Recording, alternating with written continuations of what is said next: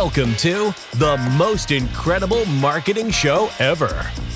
The show where each week a panel of respected marketing strategists, all trained and certified by the legendary Dan Kennedy, share their wisdom, experience, strategies, and insights on how to use Dan Kennedy's philosophy on business and marketing in any type of business, and that you can apply to your business immediately.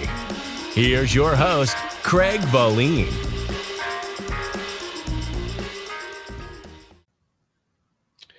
Hello and welcome to the most incredible marketing show ever. I'm your host, Craig Valine, and with me is my panel of guest experts, independent business advisors for Dan Kennedy, certified, great entrepreneurs in their own right.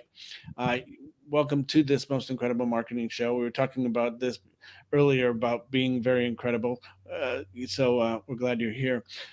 We get questions from listeners sometimes, and today we're going to address one or two of them. Let me bring up this one, which I've heard at local chapter meetings, I've heard in my own business. And so the question is, what strategies can small business owners implement to build strong, loyal customer base that pays and refers others? Steve, let's start with you. You had you did have the largest chapter in the IBA universe, the GKIC universe, and those people stayed with you for a long time. How did that occur? What happened? Yes, well, that's how much time do we have?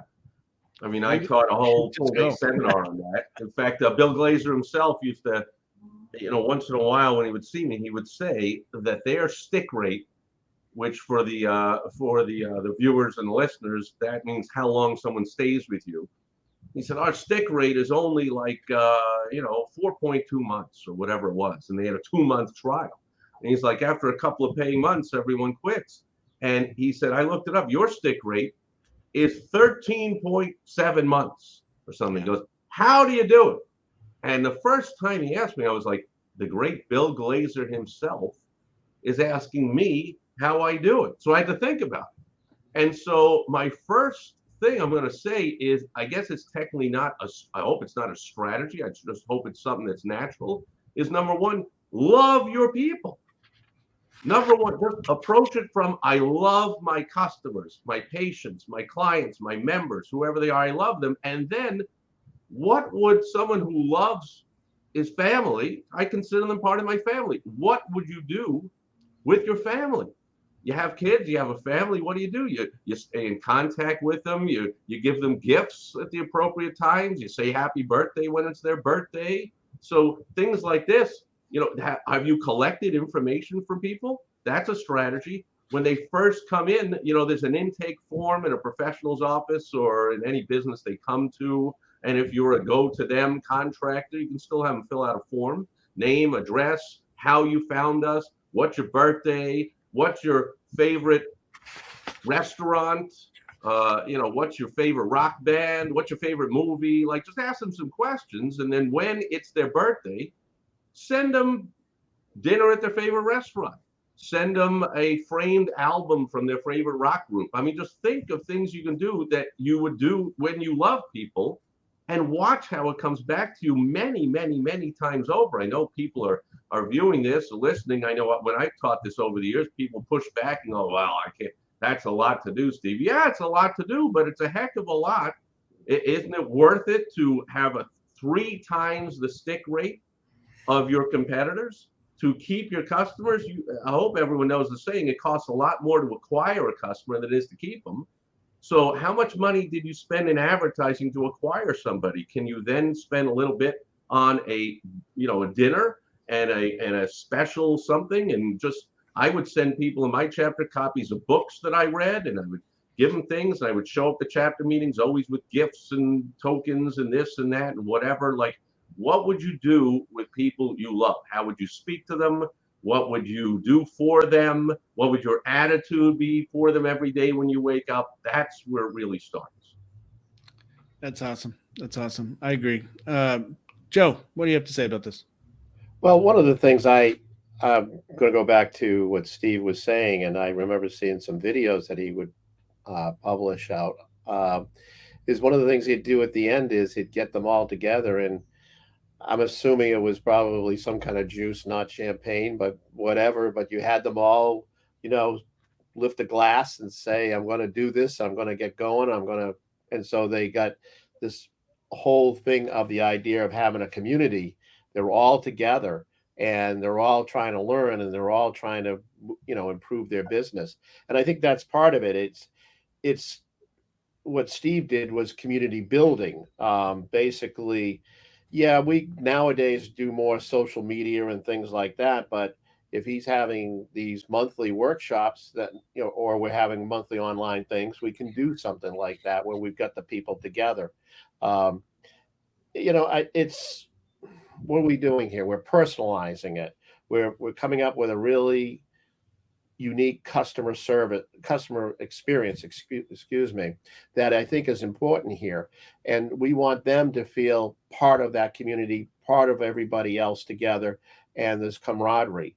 And that's really, the whole thing about building a strong, loyal customer base. You've got everybody together. I mean, nowadays, people will put up a community chat area for their business.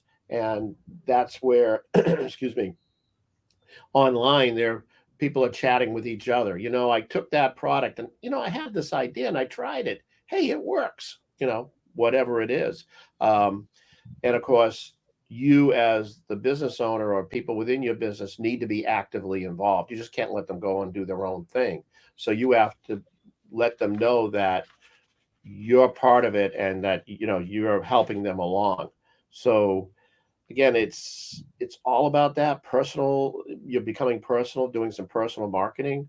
And if you have some kind of loyalty programs, then people will want to get involved. It's all a matter of not just selling the product once and see you later. It's how can I get them to buy more, and how can I get them to feel like they're really benefiting from what they're experiencing with the products and other people together. Yeah, I have to. Thanks for reminding me about that. Our famous champagne toast at the end of every meeting. I called the group Chicagoland Sharpest Entrepreneurs, and that was, you're right, it was about 50-50. We had about half real champagne and then half fake champagne for people like me. I haven't had a sip of alcohol in 32 and a half years, knock wood.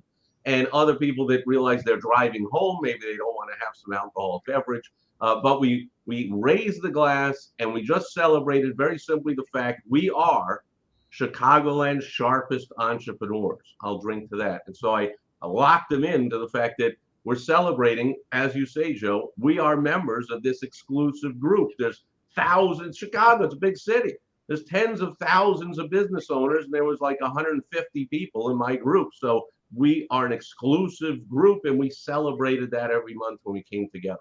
Something, again, you would do, I hope everyone does with their family at a wedding. You do a toast at a Christmas or a Thanksgiving, you give thanks, and everyone very personal, exactly. And it goes on from there, but you hit the nail on the head. Another mentor, not Dan, but someone else had mentioned treat your customers like dear and valued friends. And that had stuck out with me for a long time. Although at times when I had ups and downs in my business where there was times where I really needed the money. And so I, would follow up with a client or a member or something like that and follow up with them and say, please, not beg, but I would, be after them to pay.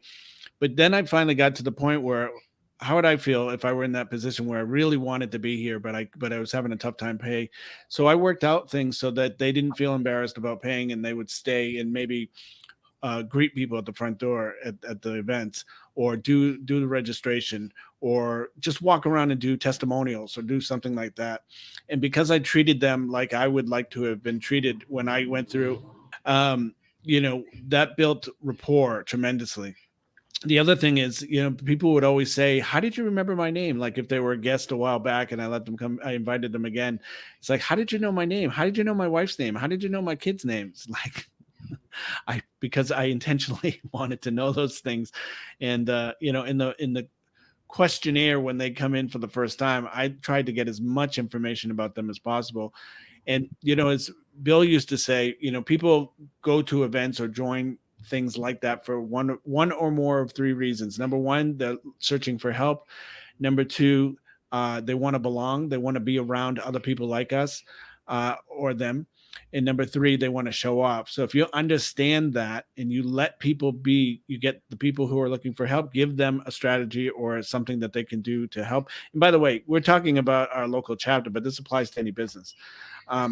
Number two, if they want to belong, then you make sure you introduce them to other people in the group, let them know, you know, who they are and who this is and so on and so forth. But the other thing is if they like to show off, and show off just means they like acknowledgement, because again, as Bill Glazer has said to us before, the successful entrepreneur is the loneliest person in the world. So it's like, who do we have to brag to that, hey, we accomplished this thing? Let people brag about their lives, about their accomplishments and the things that they've done in life. And how that applies even to, say, I'm a plumber or a heating and air guy. How does that apply? Well, as Craig says, some people like to show off their home, which is almost everybody, certainly the housewife, would appreciate. Don't you walk in the home and compliment, oh man, this is a beautiful entryway you have here. Wow, you've really done great work with the interior decorating. Is it so tough to care enough to say, wouldn't you do that in a relative's home? Here, I always picture the old show Seinfeld, and he had this crazy neighbor Kramer, who famously in every episode would just come blasting through the front door anytime he wants, go right to the refrigerator and just take something out and eat it anytime he wants. And Jerry would famously never say, what are you doing? You don't just come barging into my house anytime you want and go to my fridge and start eating my food. And I watch it, I go, yeah, that's my dream. And I tell all my clients, I say, that's my dream. If you're ever in the area, please don't call and ask if you can come over.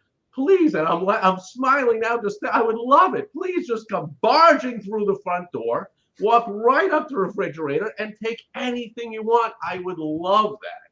That's what I would love, to be Jerry Seinfeld and all my clients be Kramer and feel so at home. They could all come and do that anytime. I would love that. That attitude, I believe, is where it starts. And from there, of course, what you can actually do for them, that comes easy once you love them. Yeah. This episode of The Most Incredible Marketing Show Ever is sponsored by Rochelle Shaw and her new book, $1 Million Partnerships.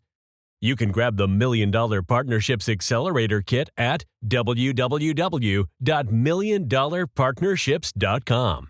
That's www.milliondollarpartnerships.com. Now, back to the show.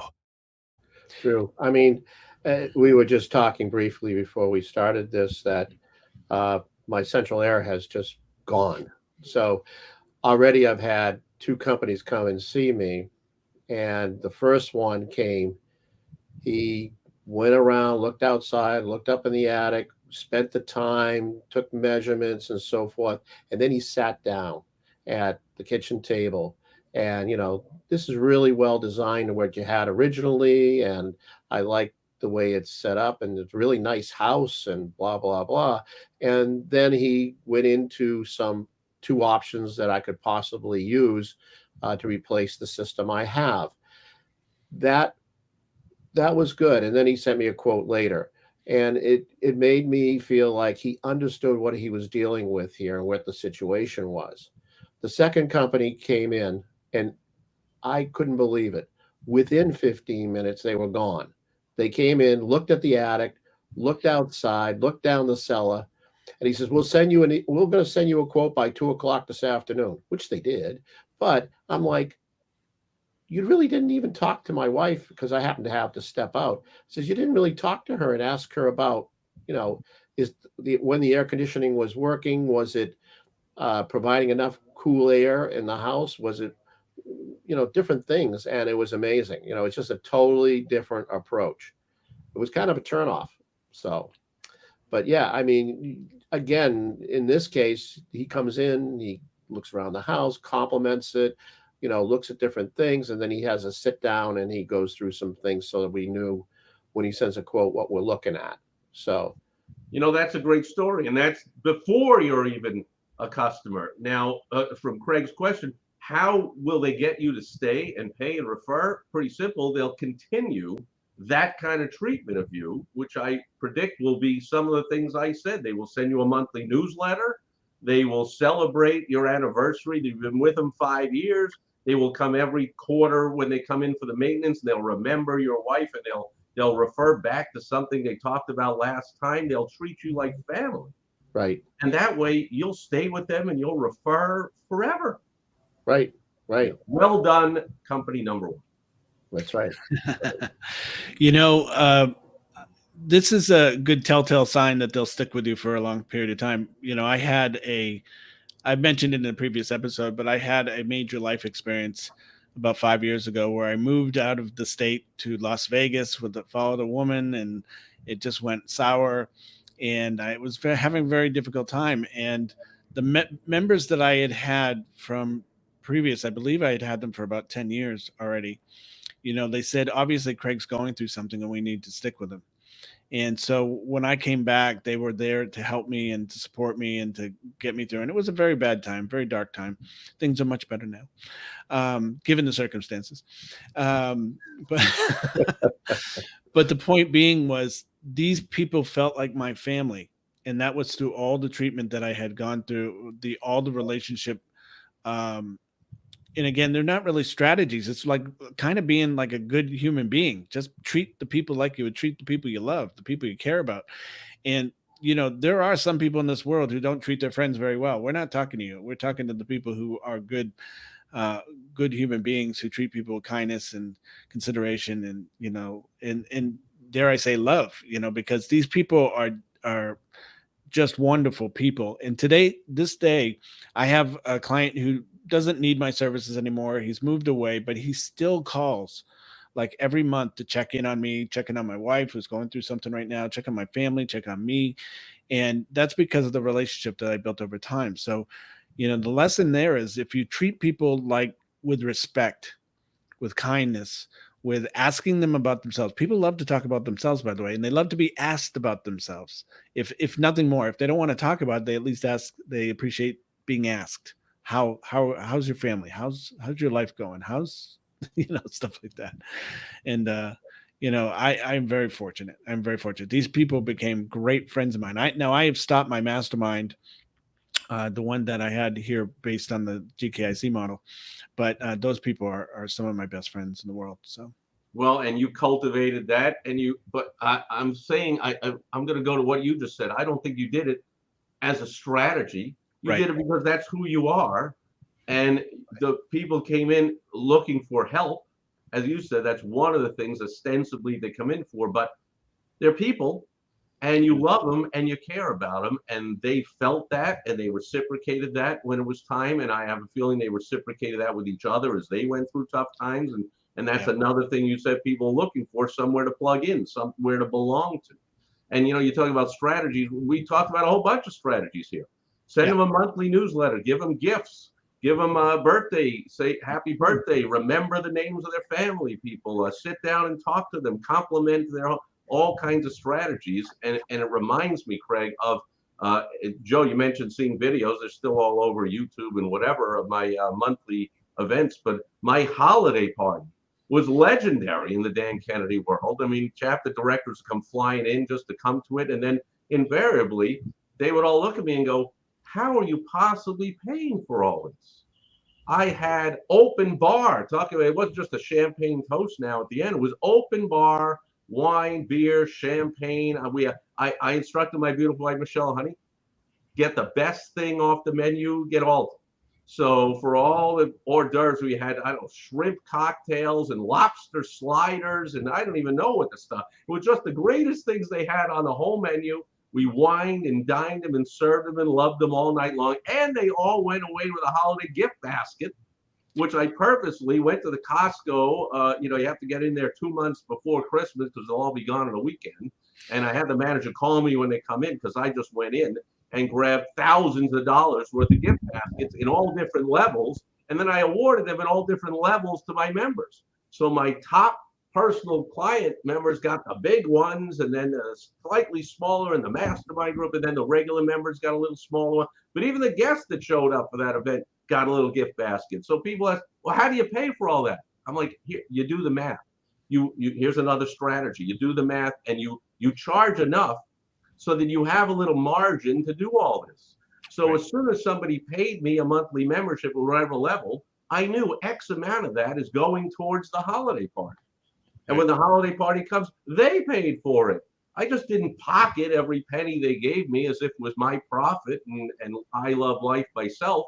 I gave it back to them. That's another strategy to use because they really appreciate that. And every year, I mean, I really did it up. I had like Craig says, I had a photographer that I didn't charge me a member, but he had to go do photo. Well, for the holiday party, he set up this whole shebang with the lights and the background of this, and he took free portrait things and he delivered the photos for free. And I told everyone, therefore, dress up to the nines and bring your spouse because you can use these in your holiday cards and your everything. And people would come dressed in a tuxedo, in a suit, and a tie, and whatever. It was a big deal. Everyone loved it. Everyone felt like it was a family event because it was. It's a number one strategy. Yeah. I was going to say, and I think and you brought up something there too. You knew that when they started to join your mastermind or another level of private coaching or whatever, you had that all built in. You knew what it was going to run you roughly. And I think that's the thing that a business owner has to look at instead of, when I've said something like this, we should do a loyalty program or something. Well, I don't really want to spend that kind of money. I don't have that kind of, well, wait a minute. Let's take a look at what it costs you for the products and services you have, and we can tack on a little bit more, and then we can that you're selling, and then it covers it, and that has worked because the first reaction is, I got to spend more money. Wait a minute. No, we're gonna build this in. Well, so. Craig will hit us with that topic for another day. The difference between the mindset difference between spend and invest. Amen. Right. We will tactical that. Unfortunately, we're running out of time, so we gotta end the show here.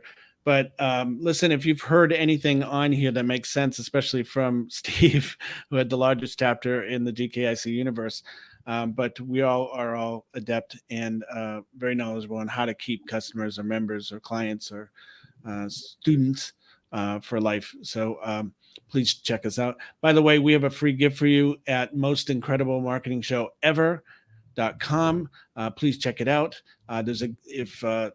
There's a free gift from all the panelists who've ever been in any of our episodes. Check it out there. If you want to follow us, go to youtube.com/@mostincrediblemarketingshow. We have new episodes every Thursday. Guys, I want to thank you for being here today. Thank you so much for being on this episode. If you're listening or watching on this episode, thank you for listening. We'll be back next Thursday. See you. See you all. Thank you for joining us this week on The Most Incredible Marketing Show Ever. New episodes are available every week on Thursdays.